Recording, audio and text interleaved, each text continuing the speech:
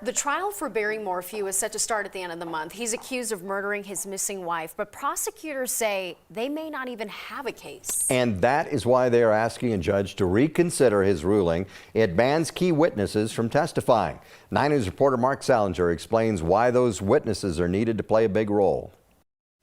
In an 18-page document filed by District Attorney Linda Stanley, prosecutors charging Barry Morphew with murder write that the judge's decision to exclude 12 of the prosecution's 14 expert witnesses is a sanction, quote, tantamount to dismissal. Stanley asked the judge to reconsider his decision, writing, quote, these experts and their testimony are critical to the people's case. The witnesses excluded by the court from the trial include experts on telematics, cell phone tracking, DNA, and data analysis. Without these experts, prosecutors say they are missing critical testimony vital to establishing their case. Less than 3 weeks before the trial is set to start, they're asking the judge to reconsider. If the ruling to exclude the witnesses stands, it's not the same thing as a dismissal, but it certainly cripples the prosecution's case substantially. 9 News legal expert Scott Robinson says sanctions of this magnitude are rare. The judge ruled that repeated violations of court orders and missed deadlines by prosecutors meant that several key witnesses will not be allowed to testify at the trial. It will be substantially impaired if they're not able to call these witnesses. But remember that was the judge's order, that they had violated discovery rules, and as a consequence, they would be barred from calling these witnesses. Last Friday, Judge Ramsey Lama declined to dismiss the case against Morphew, but issued strict sanctions. The judge wrote prosecutors' actions amount to negligent and arguably reckless disregard of the rule. It's clear from the tenor of the motions that the prosecution is panicking, that they don't think they can get a judgment of conviction of any sort if these witnesses are not permitted to testify. And once a jury is seated, the double jeopardy rule goes into effect. That means if the trial moves forward and Morphew is acquitted, he wouldn't be able to be charged and tried again for the same crime. If the charges are dropped before a jury is seated, prosecutors could bring new charges if new evidence is found. Well, Denver police are trying to find a driver that was involved in a shooting and a crash that killed 3 people. 2 of those victims were 13 and 14-year-old boys, the other a husband and a father. It happened Friday night on Peoria, just south of I-70.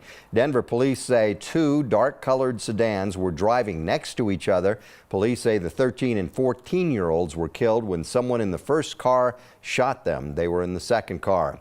The teens were the only ones in the car, and police do not know which one was driving. Their car then crashed into a pickup truck, killing Uriel Reyes Medina. The other sedan took off. If you do have any information, you're asked to call Crime Stoppers. The police officers and paramedics charged in Elijah McClain's death will be in court on Friday. Nathan Woodyard and Randy Rodema are still Aurora police officers. Jason Rosenblatt was fired after replying "ha-ha" to pictures of other officers mocking McClain's death. They're all due in court for status hearings, facing charges from reckless manslaughter to criminally negligent homicide. 2 Aurora Fire paramedics are also due in court for a status hearing and formal filing of charges. McClain died in August 2019 after officers put him in a carotid hold and paramedics injected him with ketamine. He was never accused of any crime. Well, if you visit the Colorado High Country, you may have to pay a little extra tax if you stay in a hotel or a short-term rental. That money will go toward people helping people who live in mountain towns and help them find more affordable housing. This is all if voters sign off on it. Park County Commissioner Dick Elsner says that the short-term rentals have pretty much destroyed the housing market in his county. He supports a new state law that allows a 2% tax on lodging. It's to be used for purposes other than tourism marketing. Before, it had to go toward tourism. We really didn't feel a need to spend that money to promote tourism because we have about everything we can do right now with the people that come through. So under the new rule, up to 90% of any lodging tax collected could go to things that improve the quality of life for workers and visitors. And counties that already have this tax would ask voters if they can use it for these new purposes. Well, the United Nations Security Council says about 90% of refugees fleeing from Ukraine now are women and children.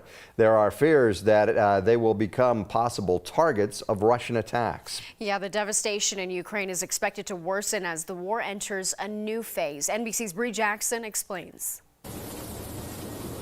Russia ramping up a new offensive in eastern Ukraine.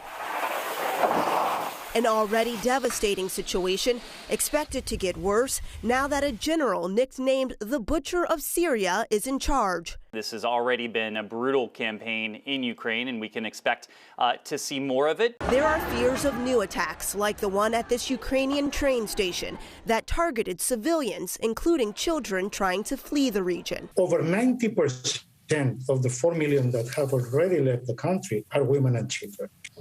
And out of the 7 million that are displaced in Ukraine, the vast majority are also women and children. Of women and girls. The UN is investigating reports of violence against women. Women in Ukraine are at increased risk for gender-based violence, including rape, sexual assault, and sexual exploitation. President Zelensky making urgent pleas for more firepower from the West, warning of a dangerous new chapter of war. During a virtual meeting with President Biden, India's prime minister condemned the killing of innocent civilians. The administration urged India not to increase its reliance on Russian gas and oil. They should use that leverage constructively to help bring this conflict to an end. It is undeniable that India has a relationship with Russia that we don't have. Hope for diplomacy still on the table as talks between Russia and Ukraine continue.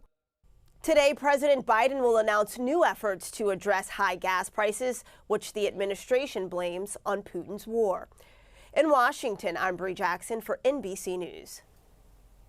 And one thing you want to know about the weather, with all this cool and unsettled weather we have, what about your weekend? I think it looks pretty good. 68 degrees on Saturday, fair and mild. 67 on Sunday. Late in the day, a little system comes on through, maybe an isolated shower, and then a bit cooler Monday.